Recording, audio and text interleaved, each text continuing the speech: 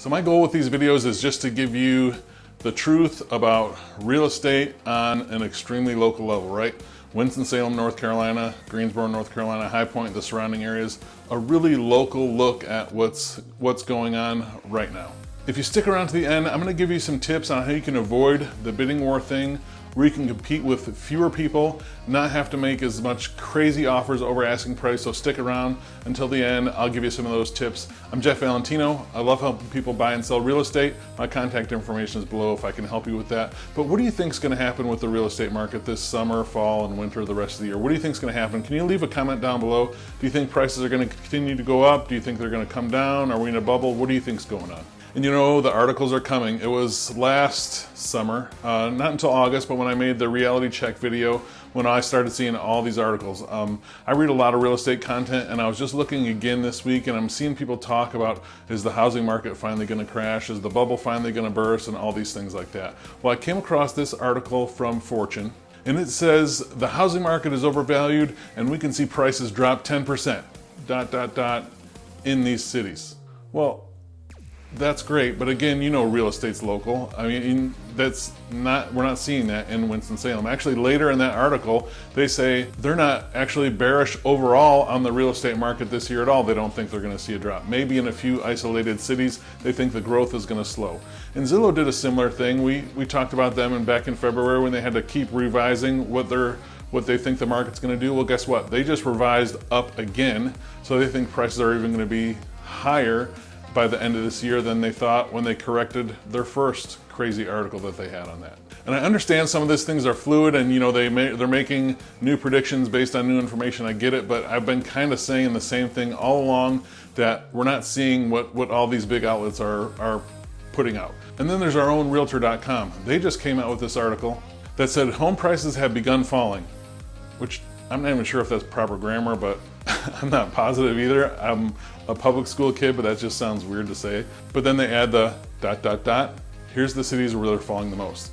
Memphis, Tennessee, Roanoke, Virginia, Chicago, Illinois, Detroit, Michigan. North Carolina's not on that list. Winston-Salem's not on that list. You know, real estate's local. And actually, what the funny thing about that article on Realtor.com is, if you read down there about 3/4 of the way through, they give what they think is the reason why they're seeing lower overall prices on homes. And guess what it is? Comment below. It's because builders are building smaller homes. Because of the supply chain issues and things like that, they're not building as large a homes as they've seen, and there's been a demand because of affordability for smaller homes. So they're building much smaller homes, which is the same or more price per square foot. It's just less square footage, so the price is lower. I just thought that was funny. It's just, you know, when you get through the headline and through some of the noise and really see what's going on, even on a national level, it's a similar story. But again, locally in Winston-Salem, we're not seeing that. However, I'm gonna say however now, I have just the last week or two started seeing some changes. And I wanna be careful how I word this, but we are starting to see some changes. And here's some of those changes, and I don't want to mislead anybody with it, but I will say the pace is a little bit less frantic than it was the beginning of the year and through the spring. It was drop everything. There's gonna be a line of people waiting out the door every single showing. It has let up from that a little bit. However, and this part's important, if it's a nice house in a desirable area, if you're in Sherwood Forest in Winston-Salem, or if you're in Louisville or Clemens, or if you're in Buena Vista in Winston-Salem, if you're in, you know, some of those areas like that that are like the really highly desirable neighborhoods, or if it's a nice house that's priced really right, it's gonna be competitive. It is still gonna be a lot of offers, and that's in every price range. Just this week, I've seen it in price ranges from $300,000 to almost $700,000. Great homes in great areas, still multiple offers well above asking price. So it's not stopped, it's not turned on a dime or anything like that. It is a little bit less frantic though. I can schedule a showing tomorrow for a house that came on. It's not booked up, you know, 3 days ahead of time. You know, it's slowing a little bit. Now, there's gonna be exceptions to all these things, right? I just saw a house in Kernersville, under 300,000, highly desirable area, highly desirable price range. It had 27 showings booked in the first day and a half before it even hit the market. And then somebody ended up buying it sight unseen, getting it under contract. So it is still competitive. I don't want to mislead you there, but it's a little bit less frantic. And that's why I don't get all of these crash articles and things like that. But you know, I was doing a little bit of research on this. I made the reality check video last summer, last August, and just doing a little bit of looking into that further. They've been calling for these crashes since 2018. So, you know, maybe it's just we got to get somebody to click, or we got to get them, you know, scare them a little bit or shock them, or we need someone to do that. I don't know, you know, how that model is based, but the reality is the market is still competitive. If you're a seller and you have a nice house and you price it right, it's still going to sell quickly.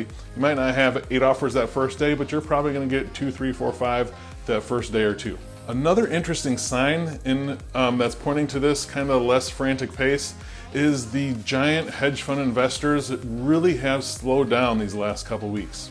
You know, there was a time in Winston-Salem and Greensboro and High Point area where they were buying about 12 to 14% of all the homes that were listed on there.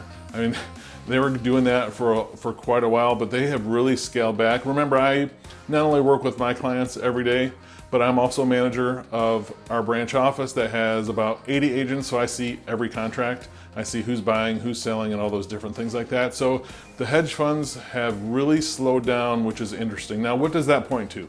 Is it because we're in the middle of a big change that's about to happen, or is it because the stock market's taken a hit and their fund is worth half of what it was a few months ago?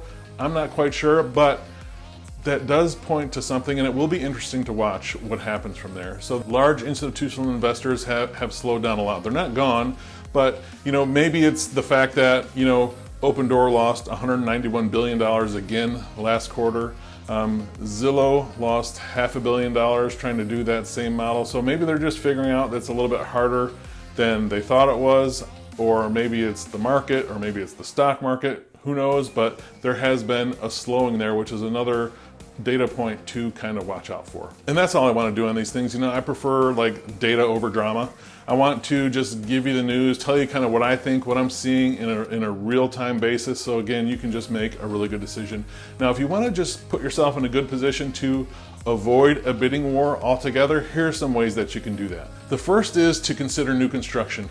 Now, this is not the new construction yet how you used to know, where you go into the builder center and the model home and you pick the lot and you pick the finishes. It's not quite like that. Actually, it's nothing like that right now. It depends on the builder, but they're putting houses on the market, usually one at a time, sometimes two, depending on the size of the builder. But they're kind of staggering their houses as they get to a certain point of finish. In some builder, it's a third of the way done. Some it's 50 or 60% of the way done. It just kind of depends. But what I do is I'm keeping my ear to the ground. I'm making a lot of calls to these builders and developers, and I see when these things are coming on the market. But what I've had clients be able to do is to go, and if your time frame's flexible, right? If you don't have to be in by this time, because these could be done, you know, next month, they could be done in the fall or December, it just depends. If your time frame's flexible and you see one of these that come on the market, you can usually get them under contract, listen to this, at asking price. Wow, a shocker, right? I've helped just a few clients do this exact thing just over the last couple weeks, where we found a new construction home. It came on the market, it matched their needs, the time frame worked out for them, and we got it actually at asking price. We didn't compete against any other offers. It was just us. We got, you know, they got a brand new house under contract. They're super excited. The other way to do that is by noticing just kind of human nature. Sellers, they started to get a little bit greedy here, right? We saw some houses, especially during that frenzy, when they were just priced higher and higher and higher, and you say, oh my gosh, this is just too much. Well, here's a spot to look. Start looking at homes that have been on the market for 7 or more days. You know, if they had an agent that didn't advise them, or they didn't take that agent's advice and they priced their house really high, especially if it's not nice and in really good condition, not staged properly, but if they price too high, those houses are beginning to sit. They're not getting action like they did earlier in this year. So sort by days on market if you can, or if we're working together, I can help you do that. I've also been able to help clients get homes that have been on the market, you know, in that 7 to 10 day range, when the seller started like, oh man, I thought we were gonna have a dozen offers by now. What's going on? Is my house gonna sell? And reality kicks in. They'll either do a price reduction, or they'll start thinking, I know they're going to be thinking about it, so we can actually get at or below asking price depending on where they're priced at on there. So that's another way. And again, we've done that. We've been the only offer one time. Another time we had a couple offers to compete with.